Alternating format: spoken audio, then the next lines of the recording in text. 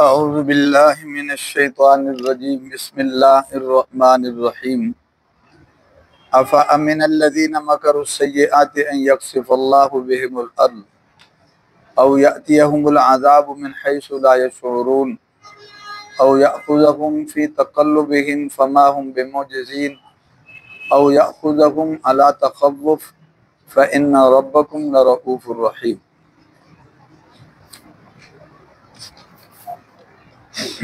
پچھلی آیات میں مختلف دلائل، آلات اور واقعات کے ذریعے بات سمجھائی گئی۔ اب اس کے بعد جو مسلسل انکار کرنے والے، نافرمانی کرنے والے اور باطل پر ڈٹے رہنے والے اور الٹا حق میں کمزوریاں تلاش کرنے والے اور لوگوں کو ورغلانے والے، ان لوگوں کا حال بیان ہو رہا ہے۔ افامن الذین مکروا السیئات، افامنا، یہ جو حمزہ ہے اس کا معنی یہ تو سوالیہ ہے، استفہام کا ہے، لیکن یہ جو لفظ ہے نا آمینہ، یہ امن سے ہے۔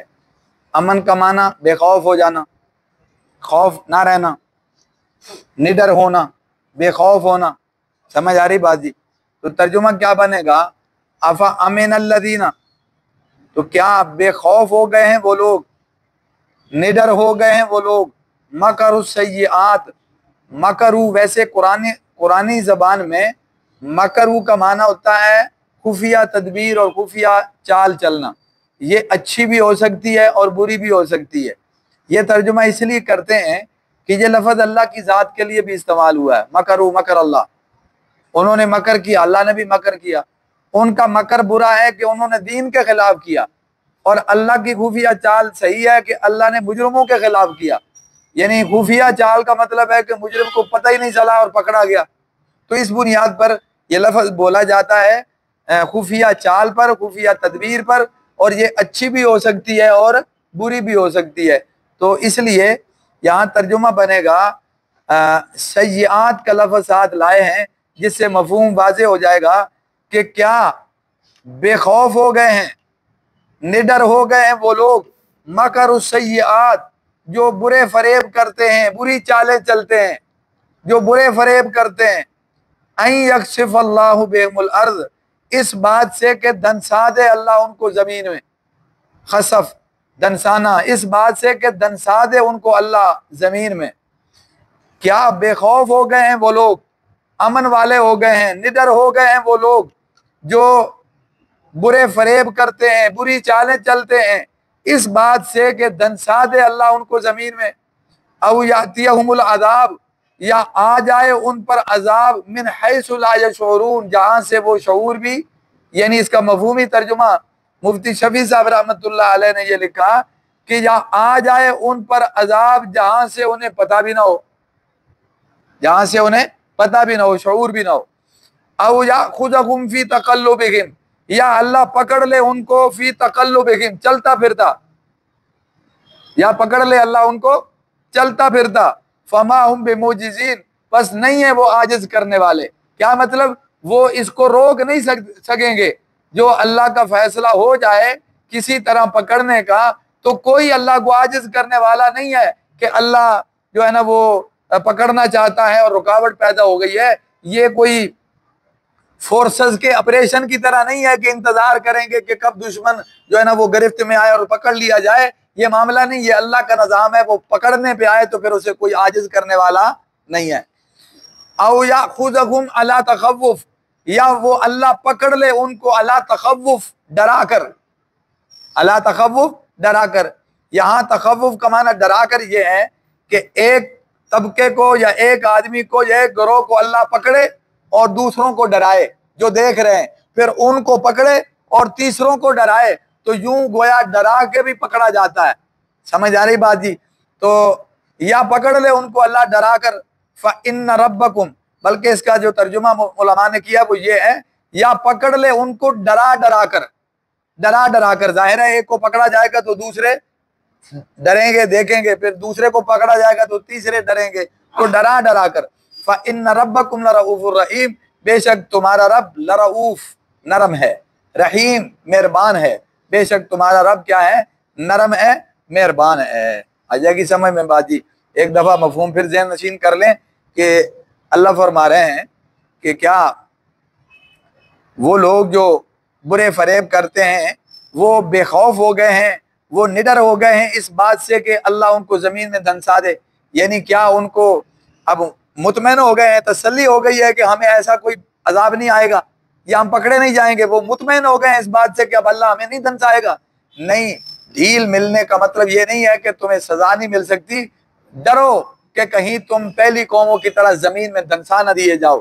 تو کیا وہ مطمئن ہو گئے ہیں یا نڈر ہو گئے ہیں برے فریب کرنے والے اس بات سے کہ دھنسا دے ان کو اللہ زمین میں، یا آ جائے ان پر عذاب ایسی جگہ سے جہاں سے ان کو پتہ نہ چلے یا شعور نہ ہو، یا پکڑ لے ان کو چلتے پھرتے پس وہ عاجز کرنے والے نہیں ہیں، یا پکڑ لے ان کو ڈرا ڈرا کر پس بے شک تمہارا رب کیا ہے؟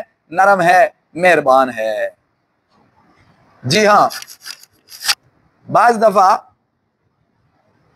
جرم کرنے والا جرم سے باز تو نہیں آتا، وہ جرم پر مسلسل اڑا ہوا ہوتا ہے، لیکن اس کو جو مہلت مل رہی ہوتی ہے اور وہ ڈھیل مل رہی ہوتی ہے وہ اس کا غلط مطلب نکالتا ہے کہ شاید اب ہماری باری نہیں آئے گی، ہمیں کچھ نہیں ہوگا۔ 10-20 مجرموں کے ساتھ اللہ کا معاملہ ایسا ہوا کہ یا تو اللہ نے ان کو موقع دیا، ڈھیل دی، یا پھر ان کو دنیا میں سزا ہی نہیں ملی۔ دیکھو حجاج بن یوسف نے کتنے قتل کیے؟ نافرمانی ہے، ایک قتل بھی بڑا جرم ہے۔ کتنے قتل کیے؟ 1.5 لاکھ کے قریب تو صحابہ کرام رضوان اللہ علیہ مجمعین اور تابعین اس کی تلوار کے نیچے آئے، تھوڑے لوگ تو نہیں، لیکن خود وہ اپنی موت ہی مرا ہے، اس کو کسی نے قتل نہیں کیا۔ وہ کوئی دنیاوی ایسی سزا کا شکار نہیں ہوا کہ آپ کہیں بڑا عبرت کا نشان بن کے گیا ہے اور اس کے جناب ہاتھ پاؤں کاٹ دیے گئے ہیں اور لوگوں نے اس کو گھسیٹا ہے، ایسا کچھ بھی نہیں ہوا۔ آپ کیا سمجھتے ہیں کہ یہ جرم کوئی معاف ہے؟ سمجھ آ رہی بات جی؟ بڑے بڑے لوگ دنیا میں گزرے اور اپنی موت آپ ہی مرے۔ اس لیے بعض دفعہ جو مجرمین ہیں وہ اپنی خفیہ چالیں چلتے رہتے ہیں اور وہ لگے رہتے ہیں اور مطمئن رہتے ہیں کہ ہمیں کچھ نہیں ہوتا، دیکھو ابھی کچھ نہیں ہوا، پھر بھی کچھ نہیں ہوا۔ وہ اگر کوئی ڈر ہوتا بھی ہے تو وقتی ہوتا، پھر شروع ہو جاتے ہیں۔ اللہ فرما رہے ہیں کہ یہ ہم نے اتنی باتیں سمجھائیں، اتنے دلائل دیے کہ دین کی مخالفت سے باز آ جاؤ، حق کی مخالفت سے باز آ جاؤ۔ حق میں کمزوریاں تلاش کر کے لوگوں کے ذہنوں میں ڈالی جاتی ہیں، یعنی ایسے پہلو ڈالے جاتے ہیں تاکہ لوگوں کا اعتقاد خراب ہو، ایمان خراب ہو، یقین خراب ہو، لوگوں کا ذہن متزلزل ہو۔ تو یہ شکوک و شبہات پیدا کرنے والا جو ہے وہ آپ اندازہ لگا سکتے ہیں کہ کس درجے کا مجرم ہے کہ وہ خود تو غلطی پر ہے، اوروں کو بھی اس پہ لگا رہا ہے، وہ جرم کا اور باطل کا داعی بنا ہوا ہے۔ تو اس لیے فرمایا کہ جب ایسے لوگ فوری گرفت میں نہیں آتے تو وہ اندر سے مطمئن ہو جاتے ہیں کہ یا تو اس لیے کہ ہمیں کچھ ہوتا نہیں، ہمیں کوئی کچھ کسی کو پتہ ہی نہیں ہم کیا کر رہے ہیں، یا اس لیے کہ کسی کو خبر نہیں، تو یا اس لیے کہ ہمیں کچھ نہیں ہوتا، اپنے آپ کو تسلیاں دے کے جرم پر کیا ہے لگے رہتے ہیں۔ تو اللہ فرما رہے ہیں کہ کیا یہ مطمئن ہو گئے ہیں کہ یہ زمین میں دھنسائے نہیں جائیں گے؟ اگر پہلی قوموں کو اللہ دھنسا سکتا ہے تو ان کو بھی دھنسا سکتا ہے۔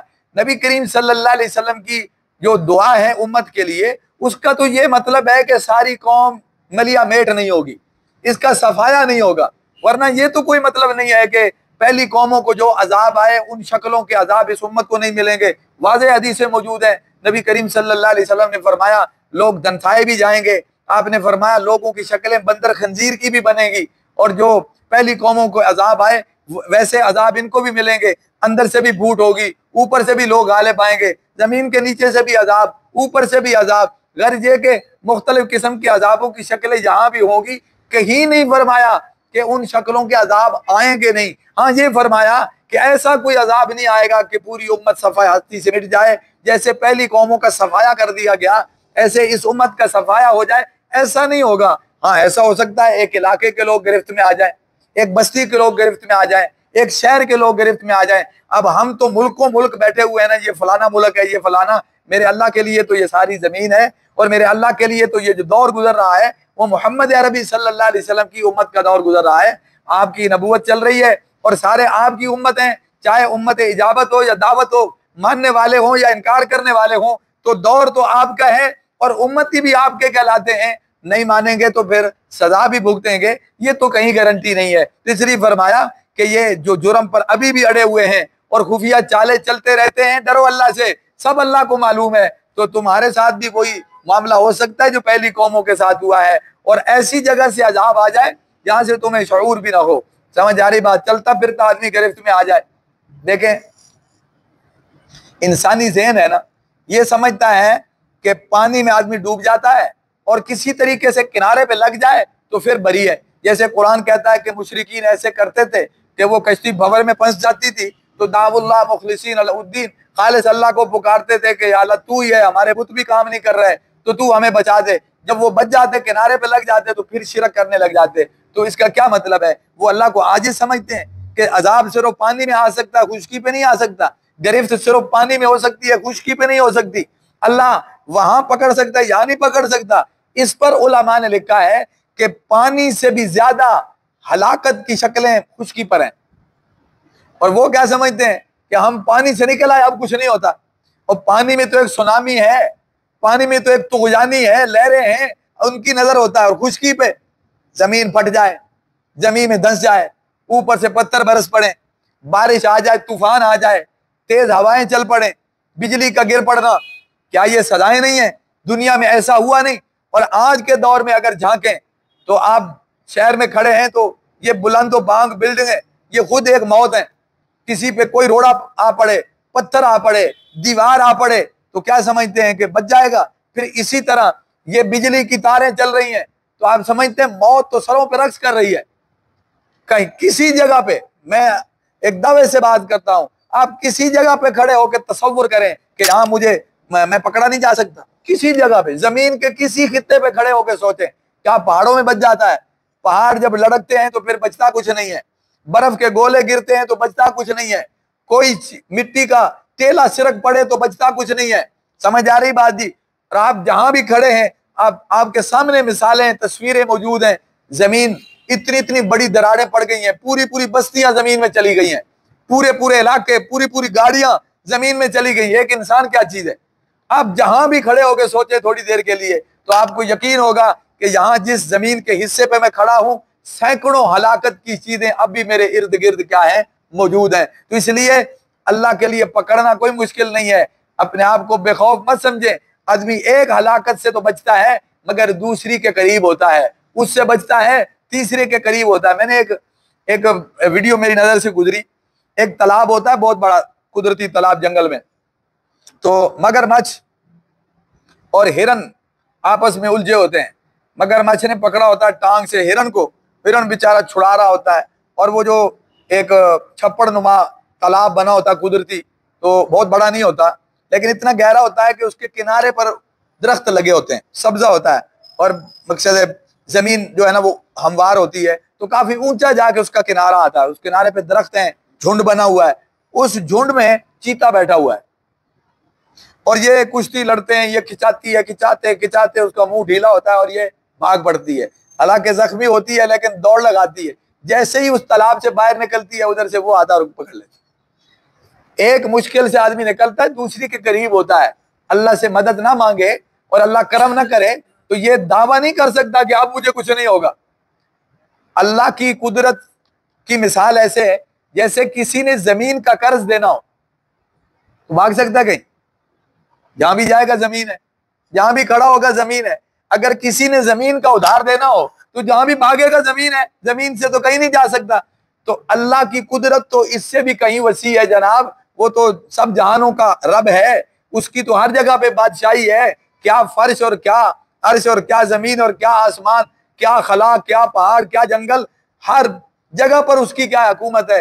انسان پانی میں تیرے یا غاروں کو ساروں میں داخل ہو جائے یا جنگلوں میں چھپ جائے یا پہاڑوں پہ چڑھ جائے یا فضا میں اڑ جائے, وہ کہیں بھی اللہ سے بھاگ نہیں سکتا. اس لیے ایک انسان کو ویسے بھی عاجزی کا اظہار کرنا چاہیے اور اپنے آپ کو کمزور سمجھنا چاہیے, لیکن اگر جرم کیا ہوا ہو تو پھر اپنے آپ کو اور زیادہ کمزور سمجھنا چاہیے, نہ کہ اپنے آپ کو مطمئن کرتا پھرے کہ اب مجھے کچھ نہیں ہوتا, اب میں نکل آیا ہوں, چوری کر لی ہے میں نے, جرم کر لیا, اب میں بے فکر ہو جاؤں. ایسا نہیں ہے. اللہ جل جلالہ کی عدالت اندھی نہیں ہے, وہ سب جانتا ہے، دیکھنے والا ہے. اس کی ڈھیل کا غلط مطلب نہ نکالیں، اس کی مہلت کا غلط مطلب نہ نکالیں. توبہ کر لیں، معافی مانگ لیں، تب تو بہتر ہے. ورنہ یہ سمجھیں کہ کچھ نہیں ہوا پھر دوبارہ شروع ہو جائیں، ابھی تک بھی کچھ نہیں ہوا پھر دوبارہ شروع ہو جائیں. یہ غلط فہمی ہو سکتی ہے، بلکہ دھوکہ ہو سکتا ہے، بلکہ اپنی ہلاکت ہو سکتی ہے. اس بات کو ذہن سے نکال دیں کہ اللہ کے علم میں نہیں ہے یا میں پکڑا نہیں جا سکتا. تو اس لیے اللہ نے بڑا عجیب انداز اختیار کیا، سوالیہ انداز، جھجوڑنے والا انداز، کہ کیا بے خوف ہو گئے مکر و فریب کرنے والے کہ وہ چالیں چلی، وہ سمجھتے ہیں رات گئی اور بات گئی، اب کچھ نہیں ہوگا. اللہ سب جانتے ہیں، اگر اپنے جرموں پر اڑے رہو گے تو کسی وقت پکڑے بھی جاؤ گے، اور پکڑے بھی ایسے جاؤ گے کہ 1 منٹ لگتا ہے جہاں کھڑے ہو وہیں پہ زمین میں دنسا دیا جائے، اور یا پھر جناب تمہیں ایسی جگہ سے پکڑا جائے جہاں سے گمان بھی نہ ہو. تو انسان پر ایسی ایسی جگہوں سے بھی جو ہے نا وہ ہلاکت اس کا مقدر بن جاتی ہے کہ پتہ بھی نہیں ہوتا. آپ پڑھیں کتابیں، پڑھیں اخبارات، حالات آپ کے سامنے. آدمی چھت پہ سویا ہوا تھا، اندھی گولی آئی اور اس نے اس کو ہلاک کر دیا. ہماری نظر میں اندھی ہے نا، وہاں جو نشانہ لگا تھا وہیں لگا ہے، وہ اپنے نشانے پہ لگی ہے، ہم کہتے ہیں کہ اندھی گولی ہے. سمجھ آ رہی بات جی؟ تو اس لیے انسان ایسی جگہ سے گرفت میں آتا ہے جہاں سے اس کو گمان بھی نہیں ہوتا. اور اسی طرح اللہ چاہے تو چلتا پھرتا پکڑ لے، اللہ چاہے تو ڈرا ڈرا کر مار دے. سمجھ آ رہی بات؟ اور روز ابھی پکڑا، ابھی مرا، ابھی گرفت میں آیا، تو ایک کو دیکھے گا تو یقیناً گھبرائے گا، پھر دوسرے کو دیکھے گا پھر ڈرے گا. یہ بھی ایک قسم کی اللہ کی طرف سے کیا ہے، تنبیہ بھی ہوتی ہے، اور یہ سزا بھی ہے کہ آدمی کو جرم کے بعد چین نہیں آتا. تو اس لیے فرمایا فَإِنَّ رَبَّكُمْ لَرَءُوفٌ رَحِيمٌ، تمہارا رب کیا ہے، نرم ہے، مہربان ہے. تو یہ جو سزا نہیں مل رہی تو یہ اس کی مہربانی کا نتیجہ ہے، اس کی نرمی کا نتیجہ ہے، اس کی لا علمی کا نتیجہ نہیں ہے کہ اسے پتہ ہی کوئی نہیں تم کیا چالیں چل رہے ہو، کیا خفیہ پروگرام بنا رہے ہو، اور نہ ہی اس کی کمزوری کا نتیجہ ہے کہ وہ کر نہیں سکتا. تو کن کہے تو سب کچھ ہو جاتا ہے. اللہ ہم سب کو سمجھ نصیب فرمائے، عمل کی توفیق عطا فرمائے. جتنی اللہ نے زندگی دی ہے اس مہلت سے اللہ فائدہ اٹھانے کی توفیق بخشے.